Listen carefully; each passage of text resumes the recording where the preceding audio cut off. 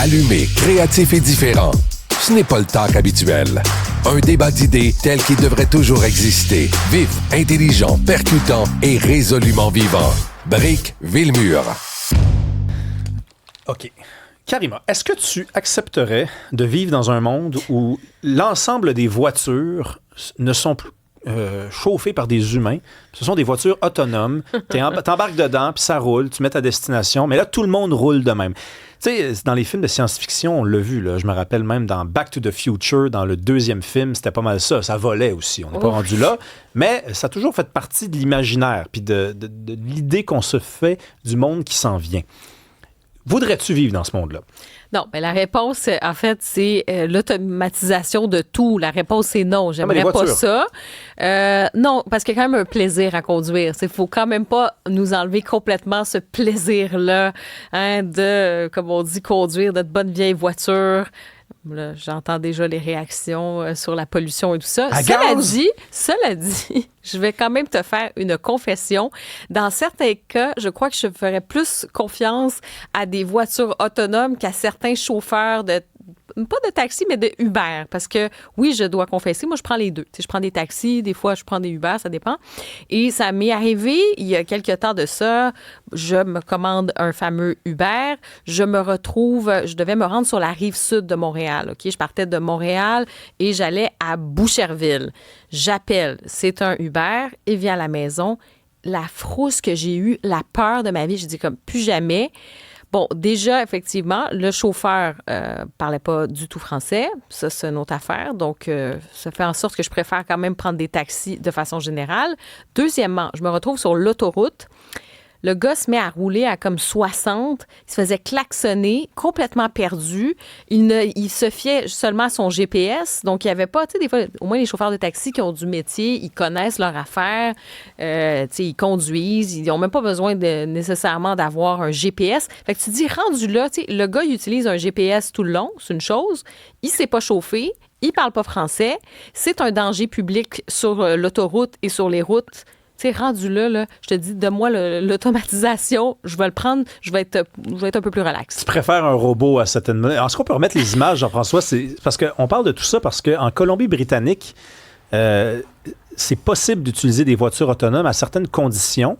Mais il y a une femme qui a été surprise sur la route. Elle dormait complètement. Mais c'est saisissant quand même. Elle dort, là. Elle est dure, elle rêve. Ou elle fait des cauchemars, l'un ou l'autre. Elle dort, ses enfants sont en arrière.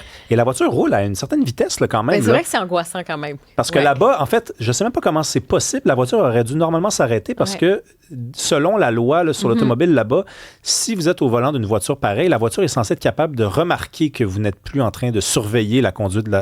Et ça va même jusqu'à regarder si vos yeux clignent.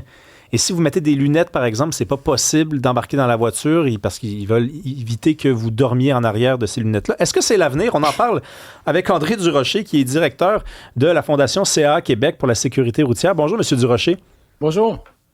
Qu'est-ce que la loi dit au Québec là-dessus? Parce qu'on a donné un exemple de la Colombie-Britannique. Là, ça reste quand même le même pays que nous. Oui, bien effectivement. Au Québec, c'est interdit d'avoir un véhicule qui est complètement autonome. Cela étant dit, il y a des endroits, par exemple, où il y a eu des tests, par exemple, avec des autobus qui n'y avait pas de conducteur. Il y a plusieurs enjeux qui sont liés à ça. On sait qu'on est en train d'évoluer. Éventuellement, probablement que ça va venir, mais actuellement, le problème est toujours au niveau de la responsabilité. Puis également, on a une particularité. Imaginez, souvent, plusieurs de ces véhicules-là, c'est un peu comme des systèmes de radar qui vont lire, par exemple, les lignes. On fait quoi en hiver lorsqu'on ne peut pas lire les lignes? Il n'y a pas de point de repère, si on veut, pour les radars. Puis pour avoir travaillé dans l'industrie du transport pendant 2 ans, j'ai assisté à plusieurs conférences sur le sujet. Notamment, je sais qu'il y a des endroits aux États-Unis, par exemple, où des camions, des 53 pieds, là, des gros camions semi-remorques, font des livraisons, il n'y a pas de chauffeur. D'un point A à point B. Par contre, cela étant dit, les endroits où ils le font, c'est souvent en pleine nuit où il n'y a pas personne pour des milles et des milles à la ronde. Donc, c'est ça qu'il faut garder. Mais il y a eu une technologie intéressante. Si on regarde au début des années, entre 2005 et 2010 à peu près, on a eu ce qu'on appelle là, le cruise control, les détecteurs pour les changements de voie. Ensuite, il y a eu les freinages automatiques d'urgence qui sont arrivés plus tard. Ensuite, les stationnements parallèles. Donc, on voit qu'il y a une évolution, mais il reste toujours le facteur humain. Et ça va être vraiment à déterminer. Par exemple, vous avez quelque chose qui ne fonctionne pas. Est-ce que c'est le conducteur qui est responsable? Est-ce que c'est le fabricant? Est-ce que c'est celui qui a fait le système? Donc, il y a beaucoup de choses à régler avant d'en arriver là. Puis, quand on regarde justement dans le monde, là, c'est quoi les exemples les plus avancés qui sont autorisés en ce moment sur les voitures autonomes? Bien, pour les gens qui sont déjà allés à San Francisco, il y a des taxis qui sont complètement autonomes. Il n'y a pas de chauffeur dans le taxi. Vous embarquez. Ah puis, oui. oui, faites votre course et vous y allez. Donc, on voit, il y a une évolution. Je suis convaincu qu'on va voir ça là, peut-être dans plusieurs années, mais pas demain matin pour plusieurs facteurs là, légaux à considérer. Par contre, c'est une belle évolution. Mais de voir, justement, je regardais tantôt là, ce que vous avez montré la vidéo, une personne est carrément endormie. C'est inquiétant et préoccupant.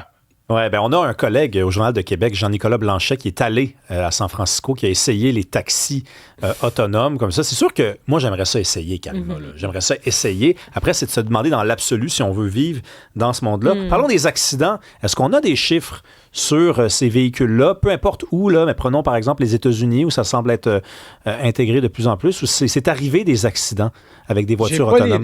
Malheureusement, je n'ai pas les données exactes avec moi. Je sais qu'il y en a eu, il y a des études qui ont été faites quant à savoir que justement, est-ce que, par exemple, il y a eu une mauvaise lecture? Une chose que je peux vous dire, je l'ai vu justement avec les camions dans le transport, des fois, on avait ce qu'on appelle des fantômes. Je vous explique ce qu'on veut dire, c'est que un camion, mettons, s'apprête à prendre une bretelle de sortie, ou bien non, il y a un viaduc, et là, le radar l'interprète comme étant un obstacle devant, et là, ça freine brusquement. Donc, c'est toutes des choses qu'on va devoir considérer. Vous savez, technologiquement, ça se fait. Technologiquement, depuis plusieurs années, on pourrait prendre un vol d'avion, pas de pilote. Mais pourquoi on met un pilote dans l'avion? Justement, parce qu'il peut y arriver un bris électronique ou quoi que ce soit, donc on n'a pas de chance à prendre. Complètement. Puis il y a aussi des enjeux éthiques à ça, de ces fameuses voitures autonomes. Tu sais, la décision, la voiture, elle privilégie quoi? Tu sais, par exemple, s'il y a une situation, il y a l'intelligence artificielle éventuellement, tout ça qui va jouer en ligne de compte, mais est-ce qu'elle privilégie la personne qui est dans le véhicule ou elle fait un calcul du genre, c'est une famille qui arrive, il y a 6 personnes, 5 personnes dans l'autre véhicule en face, donc je privilégie l'autre voiture. Tu sais, est-ce qu'on a un peu des questionnements sur ce type de choses éthiques? Bien, ce sont tous des questions qui devront être abordées, mais je vais vous donner un exemple, par exemple, où on en est rendu. Si je prends, par exemple, l'industrie du camionnage, on va identifier, par exemple, mettons qu'un camionneur fait une manœuvre, il change de voie. Et puis là, l'intelligence artificielle va analyser, est-ce qu'il a fait un changement de voie sans clignotant? Quelle était la situation, par exemple, de la circulation? Est-ce qu'il y avait des véhicules de chaque côté? Est-ce qu'il était, par exemple, en pleine campagne où il n'y a pas personne? Donc, on voit que ça va à vitesse grand V. Chaque année, j'assiste à des conférences là-dessus et on voit que ça avance, mais c'est pas encore 100%, comme on dit en anglais, foolproof. Donc, tant et aussi longtemps que ce ne sera pas réglé, je ne crois pas qu'on va arriver là, mais probablement, de notre vivant, on devrait sûrement avoir une grande avancée à ce niveau. C'est incroyable, l'intelligence artificielle. Donc, ça va vraiment... On veut aller plus vite que le cerveau d'un humain, en plus. Donc, on veut prendre cette décision-là qui est complexe plus vite que le cerveau d'un humain. Vous disiez tantôt, la voiture qui avance, peu importe à laquelle vitesse, et qui, là, voit un obstacle devant, va freiner automatiquement. Moi, je pense à une situation particulière où le chauffeur ferait le choix de continuer sa trajectoire parce qu'il saurait que... parce que l'humain est comme ça. Il saurait que s'il freine, c'est encore plus dangereux que s'il continue sa trajectoire. Comment l'intelligence artificielle va être capable de prendre cette décision-là? Des fois, c'est plus sécuritaire de continuer puis de passer à travers l'obstacle que de freiner puis de virer en capot. Oui, je ne suis pas un expert en intelligence artificielle. Ce que je sais, c'est que ça m'est déjà arrivé avec mon véhicule personnel, moi, à 2 occasions, où à un moment donné, comme on dit, là, on est dans l'une, pour utiliser une expression québécoise, et le véhicule freine automatiquement. Et j'aurais pas eu le temps nécessairement d'appuyer sur le gaz, comme on dit. Donc, ils vont prendre ces décisions-là, mais ce qui était soulevé tantôt au point de vue éthique, effectivement, on fait quoi? Par exemple, il y a 2 personnes, lequel il va arrêter. Ça, ce sont des décisions jusqu'à maintenant qui sont humaines, mais à la vitesse à laquelle va l'intelligence artificielle, parce qu'elle fait, en fait, c'est qu'elle assimile un paquet de données, mais est capable de nous donner des réponses excessivement rapidement. Mais comme dans tout, tant et aussi longtemps qu'on n'aura pas réglé les problèmes légaux, ça va demeurer un grand défi, c'est-à-dire. on parle de ça quand même depuis plusieurs années, les véhicules autonomes. Vous avez mentionné certains trajets, par exemple en taxi du côté de San Francisco, mais c'est quoi le gain véritablement d'aller vers les voitures autonomes là, pour le grand public, sincèrement? Ben en fait, moi je dirais que c'est surtout pour les compagnies. Je dirais, si je prends par exemple l'exemple que je vous donnais tantôt de camionnage, moi j'ai vu ça, une démonstration, là, parce que les gens se disaient, moi, mais un camion livre du point A au point B, mais mettons que le contrôleur routier veut l'intercepter. J'ai vu ça, les vidéos, le contrôleur, à partir du moment où les gyrophares allument, le camion se range en bordure, il s'approche du camion, puis là, il y a un imprimante qui dit exactement qu'est-ce qu'il y a dans le camion et tout, puis après ça, le véhicule repart tout seul. Donc, il y a des économies qui peuvent aller chercher, mais c'est sûr qu'il va y avoir, outre les enjeux éthiques, sûrement des enjeux, par exemple, au niveau de la main-d'œuvre. Si demain matin, on avait tous des véhicules automatisés, il n'y a plus de chauffeur de taxi, il n'y a plus d'Uber, etc. Donc, c'est tout un genre de questionnement qui va devoir se faire probablement et va probablement être fait, mais dans combien de temps? Ça, c'est peut-être la question à 100 000 $. Ah, ça s'en vient. Ça s'en vient. C'est ils vont gagner, les robots vont gagner. Ça, c'est dans tous les livres de science-fiction. Merci beaucoup, André Durocher, directeur de la Fondation CA Québec pour la sécurité routière. Karima, moi, encore une fois, j'observe que nous allons perdre une faculté. Mm-hmm. C'est-à-dire qu'on nous disait avec la technologie, ça va aller plus vite, on va répondre à des besoins. On n'avait peut-être pas anticipé le fait que les facultés se perdent. Donc, l'autocorrecteur, c'était génial. Les gens ne savent plus écrire. Les voitures, maintenant. Moi, si j'ai un enfant un jour et qui me dit « Hey, papa, je vais me partir une école de conduite. » Je vais dire « Non, va pas là. Va pas là. » Il n'y a qu'une seule garantie dans la vie, c'est les salons funéraires. C'est de partir en entreprise. Tout le monde meurt, ça, c'est indubitable. Mais un jour, on ne saura plus conduire. Non, mais tu as raison. Puis on oublie, c'est toujours sur l'argument peut-être de la sécurité et de l'économie. Mais tu sais, le plaisir, est-ce qu'on y pense au plaisir?